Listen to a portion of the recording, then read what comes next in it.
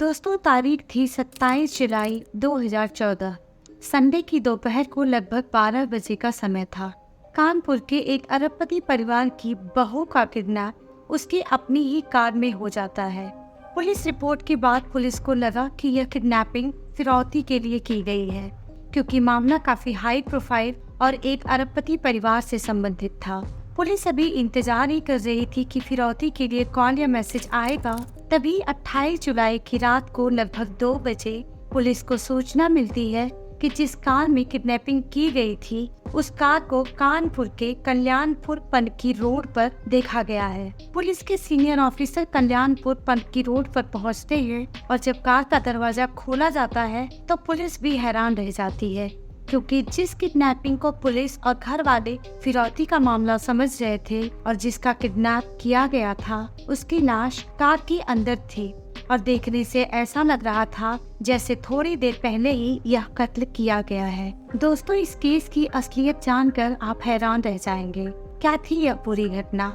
इस केस की पूरी सच्चाई जानने के लिए वीडियो में आखिर तक बने रहिए। इससे पहले कि हम केस की डिटेल्स पर चलें, आपसे रिक्वेस्ट है चैनल को सब्सक्राइब करके बेल बटन को जरूर प्रेस कर लें और वीडियो पर लाइक के साथ कमेंट बॉक्स में अपना फीडबैक जरूर दें। आपका लाइक और कमेंट बॉक्स में फीडबैक हमें और अच्छा काम करने का हौसला देता है। दोस्तों, यह केस कानपुर के एक बहुत ही अमीर घराने से संबंधित है। कानपुर में स्थित पांडु नगर में रहने वाले पीयूष श्यामदासानी के पिता ओम प्रकाश श्यामदासानी का पार्ले जी बिस्कुट का बहुत बड़ा कारोबार है, जिसके बारे में हम सभी जानते हैं। कानपुर में ओम प्रकाश श्यामदासानी एक अरबपति के रूप में जाने जाते हैं, जिनके बेटे पीयूष श्यामदासानी की शादी 2012 में जबलपुर में रहने वाली ज्योति से होती है। ज्योति भी जबलपुर में एक अरबपति फैमिली को बिलोंग करती है। शादी बहुत ही धूमधाम से होती है। सब कुछ अच्छा चल रहा था। सन 2014 में 27 जुलाई संडे के दिन ज्योति ने पीयूष से कहा कि हम कहीं बाहर चलते हैं, खाना खाएंगे और थोड़ी देर घूम कर आते हैं। ज्योति की बात सुनकर पीयूष तैयार हो जाता है और दोनों अपनी कार होंडा अकॉर्ड से दोपहर के लगभग 11:30 बजे के बाद कानपुर के कार्निवाल रेस्टोरेंट में पहुंचते हैं, खाना खाते हैं और 1 घंटे बाद दोनों वापस अपनी गाड़ी में बैठते हैं और घूमने के इरादे से थोड़ा शहर के बाहर की तरफ आ जाते हैं, जहां पर पीयूष को 2 बाइक पर 4 सवार मिलते हैं और चाकू दिखाकर पीयूष और ज्योति को बाहर आने के लिए कहते हैं। जैसे ही दोनों बाहर निकलते हैं, चारों गुंडे पीयूष और ज्योति को लात घूंसों से मारना शुरू कर देते हैं। पीयूष को मारकर उन चारों गुंडों ने रोड पर गिरा दिया और उसकी पत्नी ज्योति को उसकी अपनी ही कार में बिठाकर कार के साथ फरार हो जाते हैं। किसी तरह से पीयूष एक बाइक वाले की मदद लेता है और नजदीकी पुलिस स्टेशन पहुंचकर घटना की पूरी जानकारी देता है। पुलिस रिपोर्ट दर्ज करती है। चूँकि मामला एक हाई प्रोफाइल फैमिली का था, सो कानपुर पुलिस के ऊपर भी बहुत ज्यादा दबाव बन गया था।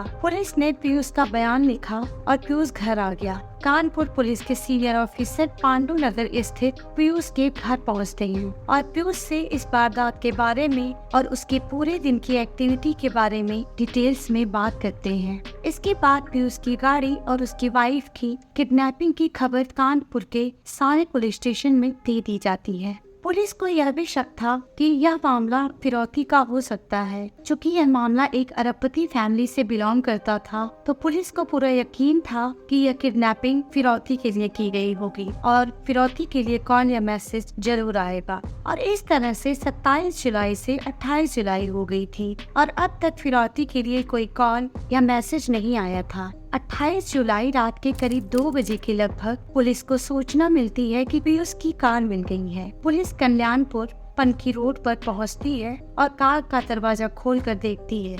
कार के अंदर का नजारा देखकर पुलिस भी एक बात को हैरान रह जाती है, क्योंकि अंदर ज्योति की लाश थी और ज्योति के शरीर से बहता हुआ खून अभी तक जमा भी नहीं था। ऐसा लग रहा था जैसे ज्योति का कत्ल अभी कुछ देर पहले ही किया गया था। पुलिस और फैमिली वालों ने अब तक यह अंदाजा लगाया था कि यह किडनैपिंग फिरौती के लिए की गई है, लेकिन यहाँ तो मामला ही उल्टा था और लूटपाट का भी कोई एंगल पुलिस को समझ में नहीं आ रहा था, क्योंकि ज्योति के शरीर पर जितनी भी ज्वेलरी थी वह उस वक्त ज्योति की डेड बॉडी पर अवेलेबल थी।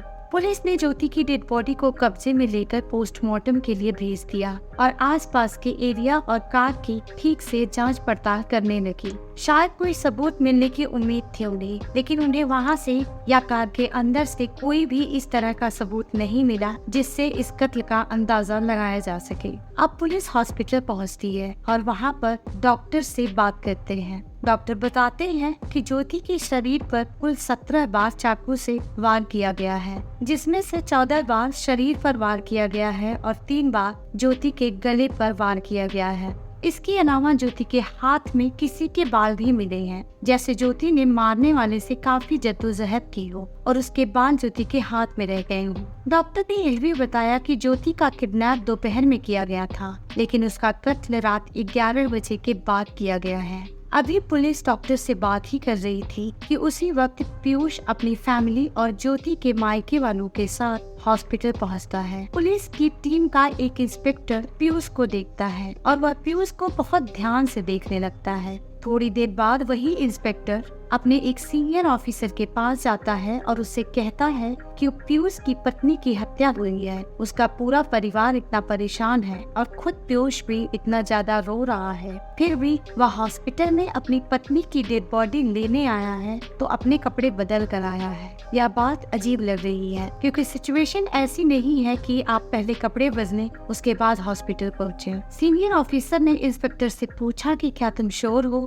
कि उसने कपड़े बदले हैं? तो इंस्पेक्टर ने कहा कि मैं थोड़ी देर पहले ही अपनी टीम के साथ पीयूष के घर गया था, तो वह इन कपड़ों में वहाँ पर नहीं था। सीनियर ऑफिसर और इंस्पेक्टर दोनों ने इस बात को नोटिस किया और फर्दर डॉक्टर से बात करने लगे। चूँकि पीयूष और ज्योति दोनों की फैमिली हाई प्रोफाइल थी, तो पुलिस पर इस केस को सुलझाने का दबाव लगातार बन रहा था। अगले दिन पुलिस कार्निवाल रेस्टोरेंट पहुँचती है और पीयूष ज्योति के एक दिन पहले विजिट को कंफर्म करती है और वहां पर मैनेजर को सीसीटीवी फुटेज दिखाने के लिए कहती है। जब पुलिस ने फुटेज देखा तो यह कंफर्म हो गया कि ज्योति और पीयूष एक दिन पहले वहां पर गए थे, लेकिन पुलिस को एक बात बहुत अजीब लगी और वह बात यह थी कि पीयूष और ज्योति उस रेस्टोरेंट में लगभग 1 घंटे थे। खाना खाने के दौरान या फिर नॉर्मली भी वह एक दूसरे की तरफ ना देख रहे थे और ना ही एक दूसरे से बात कर रहे थे। पीयूष लगातार अपने फोन पर बिजी था, जबकि इस शादी को अभी सिर्फ 2 साल हुए थे। नॉर्मली कोई भी कपल अगर बाहर जाता है तो वह एक दूसरे से बातचीत जरूर करते हैं, लेकिन यहाँ सब कुछ अलग था। पुलिस को पीयूष का टी-शर्ट चेंज करके हॉस्पिटल आना और अब रेस्टोरेंट में घंटों तक ज्योति से बात न करना पीयूष को शक के घेरे में डाल रहा था। पुलिस ने पीयूष और ज्योति की मोबाइल की कॉल डिटेल्स निकलवाई। ज्योति की कॉल डिटेल्स नॉर्मल थी, लेकिन पीयूष के कॉल में एक नंबर ऐसा था जो पीयूष के ही सीरीज का नंबर था। मतलब बिल्कुल पीयूष के नंबर की जो डिजिट थी वह नंबर भी लगभग उसी डिजिट का था, जिसमें पीयूष के नंबर और उस नंबर पर मई, जून और जुलाई के मंथ में लगभग 5500 टाइम यानी कि 5500 बार कॉल रिसीव और डायल की गई थी और उसी नंबर पर लगभग 2200 बार मैसेज भेजे गए थे और रिसीव किए गए थे। पुलिस ने उस नंबर की डिटेल्स निकलवाई तो पता चला कि वह नंबर किसी निखिल के नाम पर रजिस्टर्ड था और वह नंबर एक फर्जी नाम और पते पर लिया गया था। अब पुलिस के कान खड़े हो जाते हैं। पुलिस की एक टीम पीयूष के घर तलाशी लेने पहुंचती है।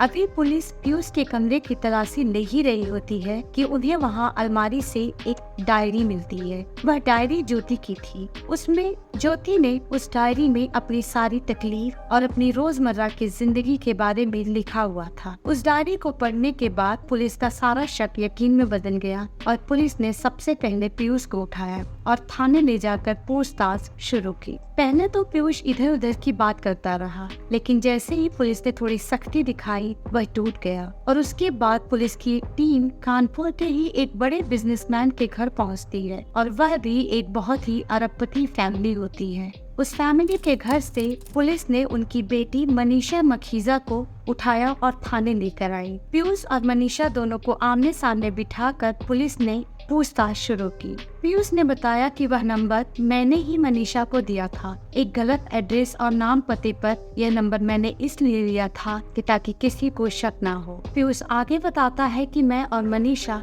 एक दूसरे से 5 साल से प्यार करते हैं और सब कुछ ठीक चल रहा था कि अचानक से पीयूष के घर वालों ने उसकी शादी ज्योति से तय कर दी। हालांकि पीयूष ने अपने घर वालों को अपने और मनीषा के रिलेशनशिप के बारे में बताया, लेकिन घर वाले नहीं माने और 2014 में पीयूष की शादी जबरदस्ती ज्योति से कर दी। इस शादी के बाद भी पीयूष और मनीषा के प्रेम संबंध खत्म नहीं हुए थे और उन दोनों में शारीरिक संबंध भी था। मनीषा भी पीयूष को दीवानगी के हद तक चाहती थी, इसलिए वह स्वरूप नगर के अपने बंगले को छोड़कर पांडु नगर में पीयूष के बंगले के पड़ोस में एक घर किराए पर लेकर वहां रहती ताकि वह पीयूष पर नजर रख सके।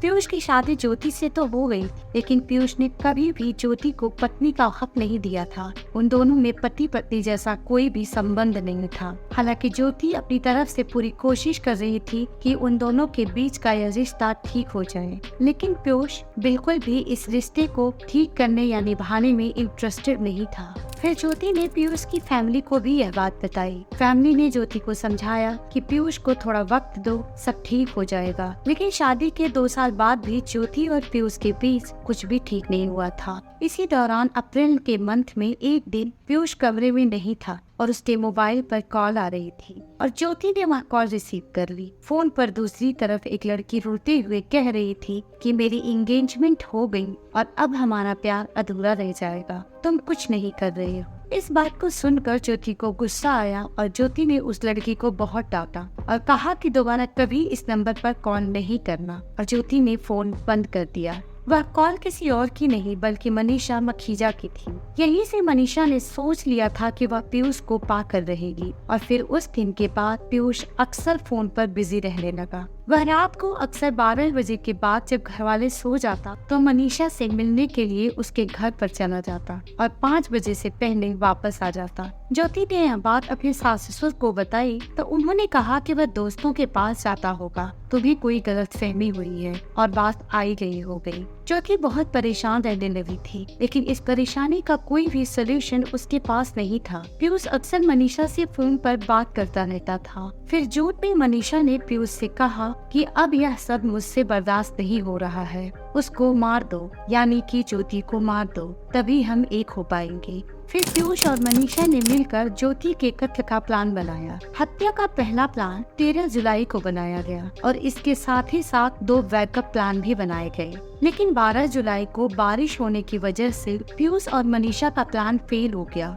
और अब हत्या का प्लान 20 जुलाई को किया गया। लेकिन 20 जुलाई को भी बारिश हो गई और फिर से उन दोनों का प्लान फेल हो गया। फिर 27 जुलाई 2014 को पीयूष ने इस प्लान को अंजाम देने का फैसला किया। पीयूष ने इस प्लान में अपने ड्राइवर अवधेश चतुर्वेदी, अखिलेश कनौजिया, सोनू कश्यप और उनके एक दोस्त, इन चारों को पैसे देकर वारदात को अंजाम देने के लिए राजी किया। अब 27 जुलाई को ज्योति ने जब कहा कि हम बाहर खाने पर चलते हैं, तो पीयूष को किसी और बहाने की जरूरत नहीं पड़ी। इस तरह से 27 जुलाई संडे के दिन तकरीबन 11:30 बजे दोनों कार्निवाल रेस्टोरेंट में लंच करने जाते हैं। खाना खाने के दौरान भी पीयूष और मनीषा में मैसेज के थ्रू बातचीत हो रही थी। ज्योति और पीयूष जब खाने के बाद गाड़ी से निकले तो पहले से ही वारदात की तय जगह पर इंतजार कर रहे अवधेश, अखिलेश, सोनू और उनके एक दोस्त को देखकर पीयूष ने गाड़ी रोक दी और बाहर निकलने लगा।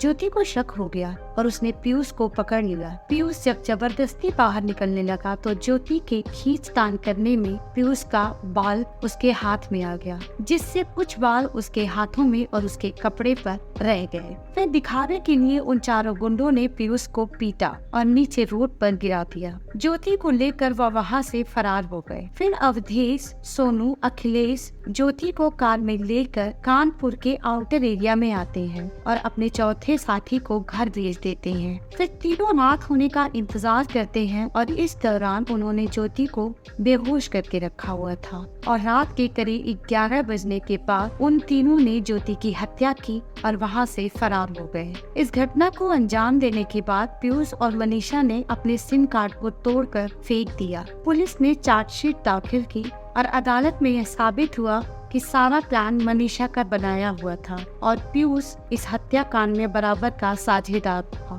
अदालत ने पीयूष, मनीषा, अवधेश, अखिलेश, सोनू और उनके चौथे साथी इन पांचों को उम्र कैद की सजा सुनाई। वहीं पीयूष के परिवार वाले इस पूरे मामले में सबूतों को खत्म करने की कोशिश कर रहे थे, जिसके चलते स्वरूपनगर पुलिस ने पीयूष के पिता ओम प्रकाश श्यामदासानी, उनकी मां, भाई भाभी समेत 11 लोगों को सफीना नोटिस जारी कर थाना स्वरूपनगर में तलब किया था। लेकिन कोई सबूत न होने की वजह से पीयूष के माता पिता, भाई भाभी और बाकी लोगों को छोड़ दिया गया। दोस्तों, ज्योति जो परेशानी या जो तकलीफ अपने सास या ससुर से कहती रही, अगर वही तकलीफ अपने माँ और पिता से शेयर करती तो शायद वह आज हमारे बीच जिंदा रहती। लेकिन हमारे समाज की व्यवस्था ही कुछ ऐसी है कि लड़की अपने ससुराल में मर तो सकती है, लेकिन अपना दुख और तकलीफ वह अपने माँ बाप से भी शेयर नहीं कर सकती है। आज के वक्त में हमारी सोच को बदलना बहुत जरूरी है,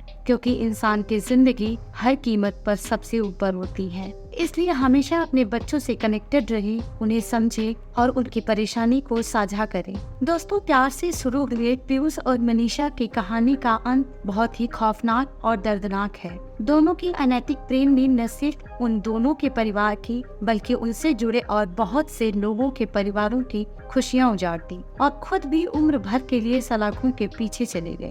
दोस्तों, यह कहानी यहाँ खत्म होती है। अगर आपको यह वीडियो पसंद आई हो तो लाइक और कमेंट जरूर करें, और अगर आप चैनल पर नए हैं तो आपसे रिक्वेस्ट है चैनल को सब्सक्राइब करके बेल बटन को जरूर प्रेस कर लें। आपसे फिर मुलाकात होगी एक नए केस के साथ। तब तक सुरक्षित रहें। Thank you.